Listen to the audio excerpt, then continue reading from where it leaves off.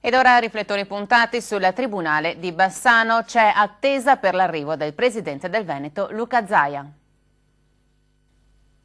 Tribunale di Bassano a rischio chiusura. Il presidente del Veneto, Luca Zaia, lunedì prossimo, 22 luglio, sarà davanti al Palazzo di Giustizia di Via Marinali, impegnato in una manifestazione per salvare gli uffici e per appoggiare in toto l'occupazione del Ponte degli Alpini, così come proposto dagli avvocati in segno di protesta. Altro che il sindaco di Bassano. Lui, il primo cittadino, si è limitato a convocare una conferenza stampa per comunicare l'arrivo in città del governatore. Come dire, ci voleva Zaia a farlo muovere. Ne sa qualcosa il consigliere regionale Nicola Finco, che si è fatto portavoce di questa battaglia portando le istanze del territorio direttamente al cospetto di Zaia.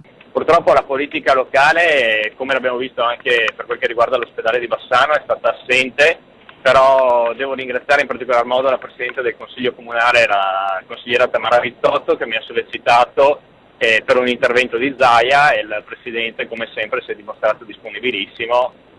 Purtroppo il sindaco Cimatti per l'ennesima volta ha dimostrato poco interesse nei confronti di Bassano, ma anche col ruolo che rappresenta, perché comunque è rappresentante della conferenza dei sindaci, ha fatto molto poco. Il sindaco potrebbe difendersi dicendo che lui a Zaia ha scritto per chiederne l'intervento a tutela del tribunale, ma scrivere una lettera non è lottare fianco a fianco del proprio territorio.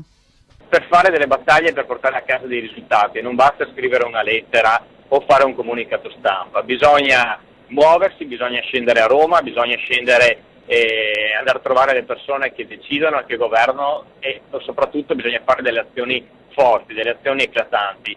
Il sindaco non ha il coraggio di fare nulla di questo, lui pensa di avere la coscienza pulita quando fa un comunicato stampa o quando fa una semplice lettera.